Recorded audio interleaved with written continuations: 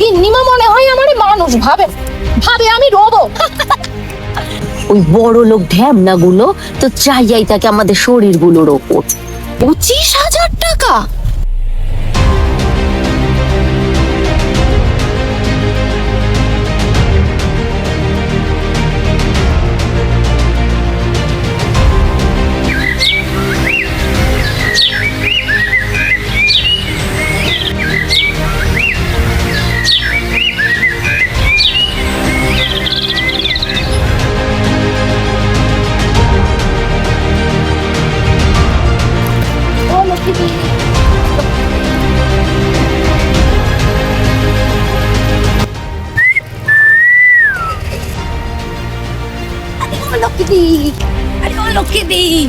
আরে তোমাকে কতক্ষণ ধরে ডাকছি বলো তো? তোমার পায়ে কি চাকা লাগানো আছে নাকি গো? এই চলো চলো চলো একটু জিরিয়ে নি। বসে নি। কি কাজ করতে গো। আর বলিস নে রে পারুল, চ্যাটার্জিদের বাড়ি যা আজ খাটুনি খাটিয়েছে, গিন্নিমা মনে হয় আমার মানুষ ভাবে ভাবে আমি রোবো। আজ আবার কি বলছে জানিস? বলছে লক্ষ্মী একটু সিলিং ফ্যানটা মুছে দিয়ে যাস তো। আমি আবার বললাম দিদিমণি আমি মেঝে মুছি, এখন কি ডানা গজিয়ে আকাশে উড়বো নাকি? একদম ঠিক বলেছো। আর এদিকে আমার গিন্নিমা তো আর এক কাঠি ওপরে। কাল কি বললো জানো? বললো পারুল ঘরটা এমন ভাবে মোছো যাতে মেঝেতে মুখ দেখা যায়। তা আমি কি বললাম জানো? বললাম দিদিমণি মেঝেতে যদি মুখ দেখেন তাহলে আয়নাটা কি ওয়েলেক্সে বিক্রি করে দেবেন? শুনে দিদিমণি যা হয়েছিল না, একেবারে সুনকালি অবস্থা। ওরে হাসি তো পায়, পেটের জ্বালা বড় জ্বালা। এই যে আমরা এত হাসি ঠাট্টা করি, শরীরটাকে নিংড়ে দিই কিসের জন্য বলতো? বাড়িতে গিয়ে যাতে দুমুঠো অন্ন জোটে। ও লক্ষ্মী, তোমার একখান কথা জিজ্ঞাসা করু। তুমি ওই যে কাম করো না মজুমদার বাড়িতে, ওই বাড়ির মেয়ে রিয়ারে দেখছো ইদানিং? দেখেছি তো, মানে দেখি ওই যে রোজ দিন বড় বড় দামি গাড়িতে করে নামাতে আসে, কানে সোনার ঝুমকো দিয়া, হাতে বড় দামি ফোন। জিজ্ঞাসা করিস এক, বলে সিরিয়ালে কাজ করে। সিরিয়াল? কি যে বলো দিদি, সেই সন্ধ্যা থেকে রাত্রি পর্যন্ত আমি আর মা মিলে তো কম সিরিয়াল দেখি না। সেই স্টার জলসা হোক আর জি বাংলা, কই মেম সাহেবরে তো কোথাও দেখতে পাই না। নাকি আমাগো চোখে নেবা হইছে? আমিও একদিন জিজ্ঞেস করেছিলাম, দিদিমণি তোমার তো টিভিতে দেখা যায় না। তা ওই মেয়েটা কি বললো জানো? একটু বাঁকা হাসি হেসে বলল, আমি তো আর মেন হিরোইন না, আমি সাইড রোল করি।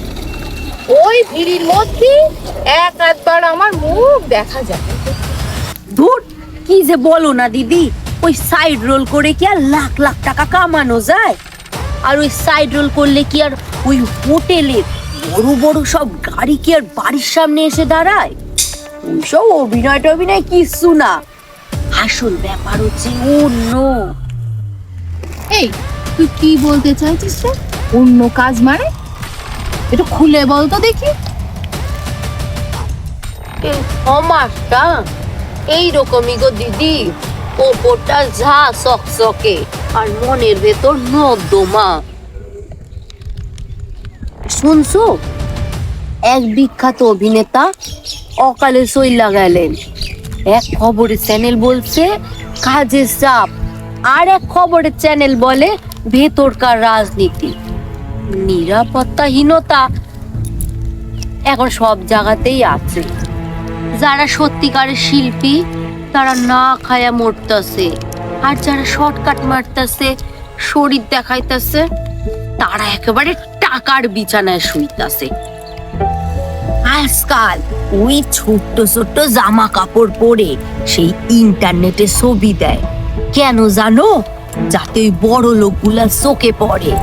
আমি এও শুনেছি ওই বড় বড় হোটেলের বন্ধ ঘরে কি সব নাকি শুটিং চলে, আরে নোংরা নোংরা ভিডিও বানায় শরীর দেখায় আর শরীর বেচে, নাইলে ও গো ওই দামি দামি মেকআপ, দামি দামি ওই গাড়ি আর দামি দামি ড্রেস পোশাক আইবে কোথা দিয়ে? ঠিক বলেছিস, রিয়ার মতন মেয়েরাই আজকাল পরিচিতি পাওয়ার জন্য এতটাই নিচে নেমে গেছে, লজ্জা শরম সব ধুয়ে খেয়েছে কিছু টাকার জন্য, সোশ্যাল মিডিয়ায় লাইকের জন্য, আর নিজেদের জামা কাপড় খুলতেও দ্বিধাবোধ করছে না। আজকালকার দিনে নাম যশ টাকার খুব নেশা গো দিদি। তুমি খবর রাখো না? পুলিশ কি রে পারুল, রিয়ার মতন শিক্ষিত মেয়ে এইসব কাজ করে? ছি! সি কয়ার লাভ নাই দিদি, আমাগো মেম সাপ তো তোমাগো ওই রিয়ার বান্ধবী। গতকাল আমিও শোয়ার ঘর মুছতে গেছিলাম, কারে জানি ফোনে বলতেছিল রেট কিন্তু বাইরা গেছে, দিনের বেলায় ওই ছোটখাটো শুট করলে 10,000 টাকা, আর রাত্রি বেলায় যদি কোনো ক্লায়েন্টের সাথে নাইট স্টে করে তাইলে একেবারে 25,000 টাকা। 25,000 টাকা এক রাতে? 1 টাকাও কিন্তু কম হবে না, এটাই রফা করছিল। হাই ভগবান, এ তো পুরো বেশ্যাবৃত্তি, অথচ বাইরে ওর কি দেমাগ। এদের শেষটা খুব খারাপ হয় রে পারুল। শেষ তো খারাপ হবারই কথা দিদি। আজ কত বছর ধরে আমাদের কর্তা বাবা বিছানায় শয্যাশায়ী, আর এদিকে গিন্নিমাকে দেখো খাটতে খাটতে পুরো জীবনটাই শেষ হয়ে যাচ্ছে। এদিকে মেম সাপ ওই লাখ লাখ টাকা থেকে তো 1 টাকাও দেবে না ওষুধের জন্য। হয়তো ঘরে অভাব আছে, কিন্তু একে অপরের পরে টানটা তো আছে। আমাদের বাচ্চারা আমাদের দেখেই তো শিখবে। শুনলাম সামনের মাসে নাকি ওদের দুজনকেই বৃদ্ধাশ্রমে পাঠিয়ে দেবে। আসল ব্যাপার হলো ওই ভিডিওর জন্য ওর বাপ মাই তো বাধা। আমরা দুবেলা দুমুঠো খাই, অভাব আছে, কিন্তু আমরা কি বাবা মাকে রাস্তায় ছেড়ে দিয়ে আসি? মানুষের সম্মান টাকার চাইতে অনেক বড়, এটাই তো সমাজের আসল চিত্র হওয়া উচিত। জানো দিদি, আমরা এই যে সারা মাস হাড় ভাঙা খাটুনি খেতে 4,000 5,000 টাকা পাই। কেন পাই? কারণ আমরা মুখ বুঝে সব কাজ করে যাই। আর আমরা যদি ঘর মোছার সময়, বাসন মাজার সময় যদি গায়ের কাপড়টা একটু সরিয়ে ওই বড় লোক মালিকগুলোকে একটু ইঙ্গিত দিতাম, তাহলে ওরকম 25,000 টাকা আমরাও রোজগার করতে পারতাম। ওই বড় লোক ঢ্যামনাগুলো তো চাইয়াই থাকে আমাদের শরীরগুলোর ওপর, আর ওই রকম 25,000 টাকা না আমরাও রোজ রোজগার করতে পারতাম। খবরদার পারুল, একদম এই কথা বলবি না। আমাদের পেটে খিদে থাকতে পারে, কিন্তু আমরা মানুষ, জানোয়ার নই। হয়তো গরিব হয়ে জন্মেছি, কিন্তু মানুষ হয়ে মানুষের মতন মরতে চাই। আমি কি আর করতে বলছি দিদি, আমি তো শুধু তফাৎটা বোঝাচ্ছি। রিয়াগো মতন মাইয়ারা ওই পদ বাচ্চা নিছে নিজে গো আরামের জন্য, আর আমরা এই ঘাম মোছার পথটা বেছে নিয়েছি নিজে গো শান্তির জন্য।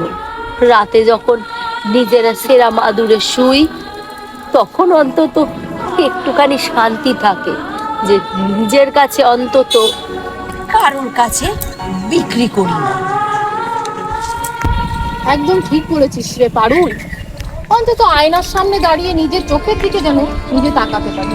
চল, অনেক বেলা হয়ে গেছে, কাল তো আবার সেই বালতি ঝাঁটা ধরতে হবে। এই সমাজটার নোংরা পরিষ্কার করতে করতে দেখি তাই যেন নোংরা আবর্জনায় ধরে না যায়।